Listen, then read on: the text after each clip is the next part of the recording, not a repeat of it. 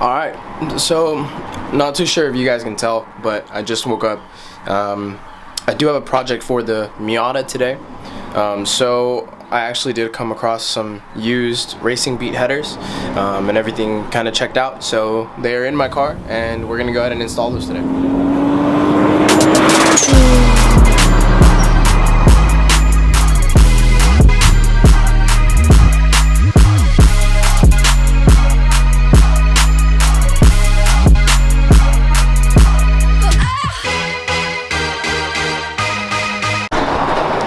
So it's really bright. I know that intro was kind of boring. I had literally just woken up, or was at least still trying to wake up. So yeah, basically we're gonna just head over to our local auto parts store real quick. So the Miata has been, honestly, for quite a while, just kind of been chilling, because of the whole quarantine thing. On top of that, I just haven't really thought about whatever I really wanted to do, but something I decided that I did want to go ahead and kind of, just give a try, wear some headers. So, after looking for quite a while, I kind of just decided, you know what, this isn't really the car that I really want to be spending money on. So I found some used racing beat headers that I went and picked up yesterday.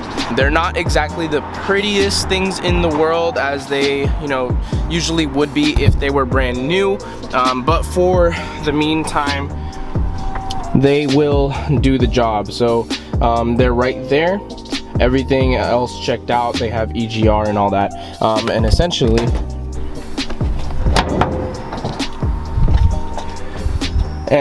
what it's going to do is it's going to go ahead and replace the OEM manifold. Something I also do need to do is go ahead and make a bracket for this guy, since I did kind of just throw on a KNN air filter from O'Reilly, just to kind of help out a little bit. The only issue is, well, it kind of moves around, and because of that, kind of burnt it up just a little bit, obviously it being so close to it. So I definitely want to get like either a heat shield or definitely just a bracket to kind of hold this out of place.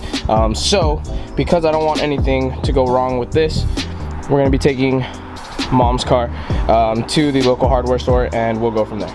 So from my understanding, headers obviously are going to change the exhaust note on the Miata. I'm hoping that these racing beat headers don't make my car much louder, because it definitely is already loud. If it makes it louder, well, then I guess I'm just gonna have to deal with it. Either that, or I'm gonna hop over to an exhaust shop and then see what they can do for me in terms of maybe getting a bigger or quieter muffler. But for the meantime, I guess we'll just go ahead and install it and then just go from there.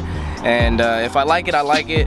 If I don't, then obviously we're gonna have to do something about it. But at least from doing some research and from talking to some other Miata people, they say that with the NAs, if you're trying to get just a little bit more power increase, it's not gonna make a huge difference. But if you want to get something a little bit more, headers are definitely the way to go.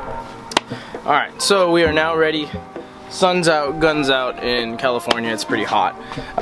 So Miata is now all set and ready to go ahead and get worked on. I haven't driven it, so don't have to worry about it being too hot for me to work on.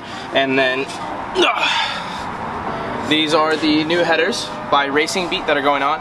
Like I said, these guys are used, so not exactly in the prettiest condition, but I do plan on just kind of removing some of the surface rust on these and then going ahead and spraying some high temp paint on them just to black them out. That way they don't look too suspicious under the hood. But based on what I've read and what the previous owner said, these should bring some little bit of pep in the step. So let's go ahead and get started.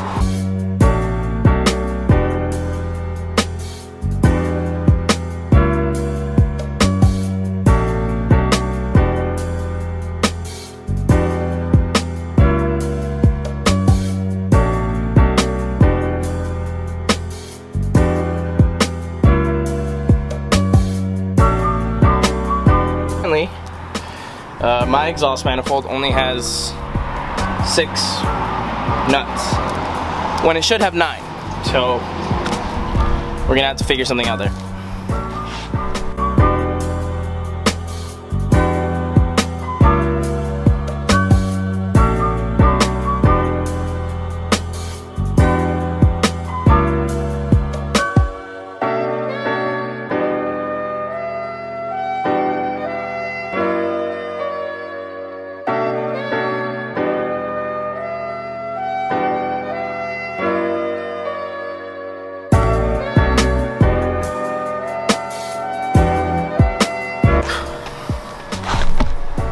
All right, so I'm running into some stuff that is making this install extremely easy, but obviously that's not going to be the case for a majority of you guys who are probably looking to install headers on your Miata. But crazy enough, it took one little crank with an adjustable wrench on the O2 sensor and it came loose. I don't know what exactly happened in the past with this car, but it honestly doesn't seem like things are as tight as they should be, which, now that I think about it, could be the reason as to why my car acts kind of funky every once in a while. But yeah, that's it. O2 sensor's out.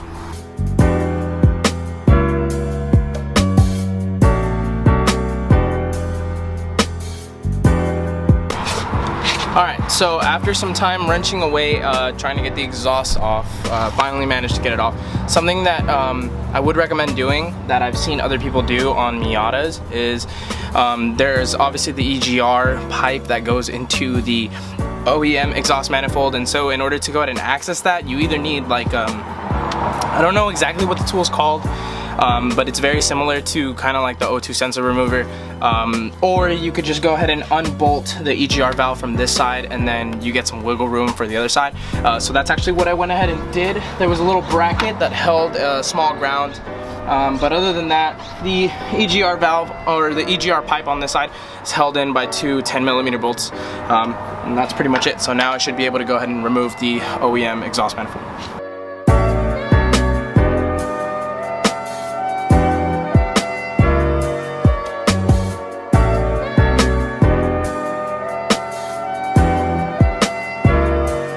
Alright, so just finished up a water break because, like I said, it's hot out today.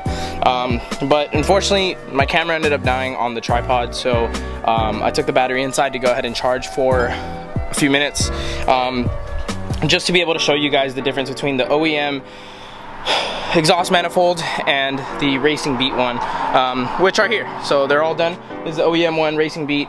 There is a little bit of a difference in terms of the diameter of the actual piping, but other than that, I mean, it's relatively similar, except for the runners as well. The runners obviously are a lot shorter on the OEM one compared to the aftermarket one.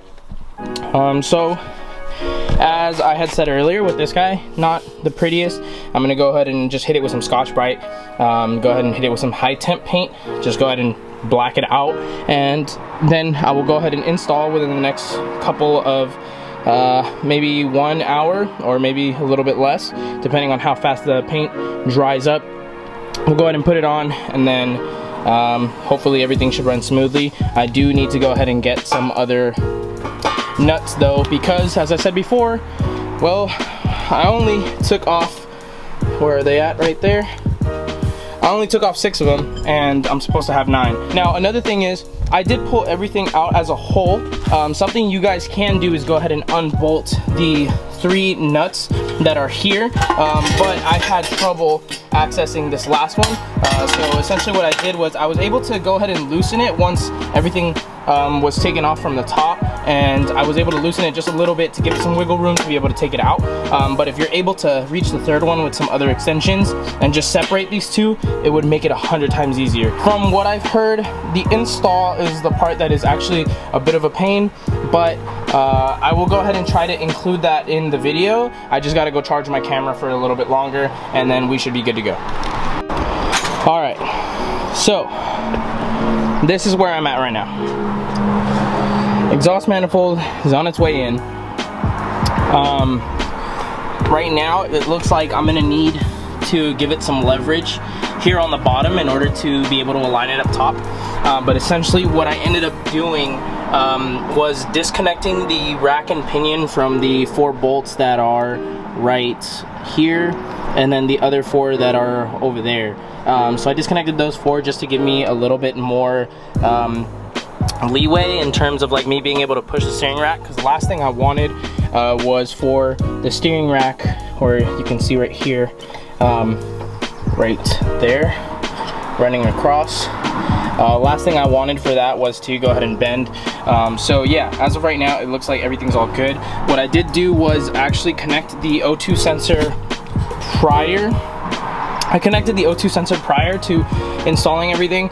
That way it's easy. All I have to do is connect this clip over here, and then I did have to actually disconnect my strut bar from the other side so that I could have a little bit more clearance here. So it is a little bit of work, but honestly it makes it so much easier if you actually remove everything that needs to be out of the way as opposed to just trying to force everything in. So right now everything looks good. I'm gonna go ahead and set up my camera on the tripod again, and you guys can watch me go ahead and wiggle this thing in.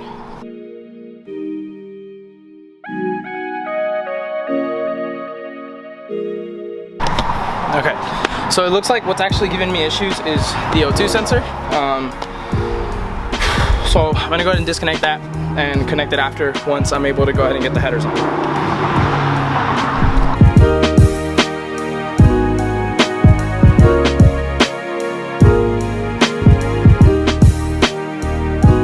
Okay, so something I noticed actually while getting under here, so now we're under the car, is there it is, the new headers. You can see it from different angles. But what I noticed that I hadn't noticed before was that the O2 sensor is actually right there in a location where it is very easy to access. So if you ever need to take it off or need to replace it, it'll be super easy with these headers. So that's a plus that I hadn't realized before.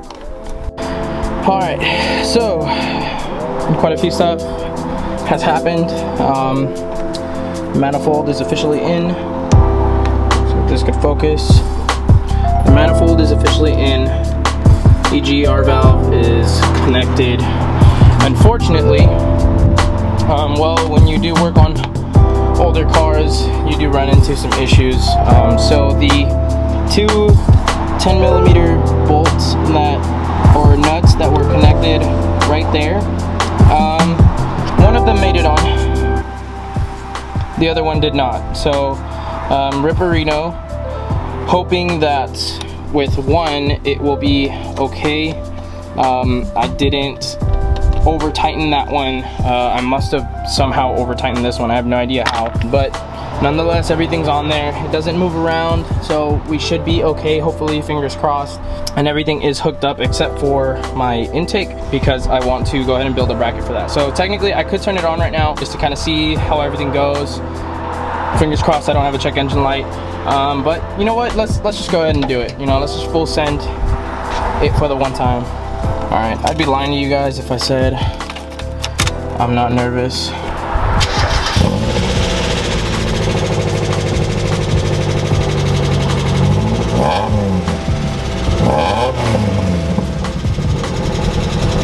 Okay, so pretty much the whole day has gone by and I needed to take a rest. So basically ran into quite a few issues along the way when installing the headers. Just a pro tip, every time you go ahead and do header mod or whatever on your car, or replace anything, always replace the exhaust gasket. I thought I could salvage mine, but then that just ended up causing a huge and fat exhaust leak, which, well, ended up costing me time because then I had to go ahead and take everything apart again. So that was fun.